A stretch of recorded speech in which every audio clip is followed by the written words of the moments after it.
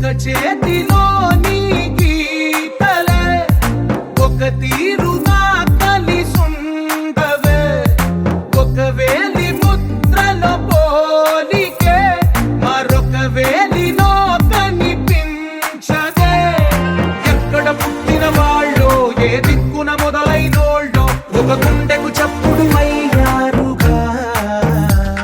ఏ దింగిన గాలి పటాలో ఏ తోటన విరిసిన పూలో ఒక వాకిట ఒకట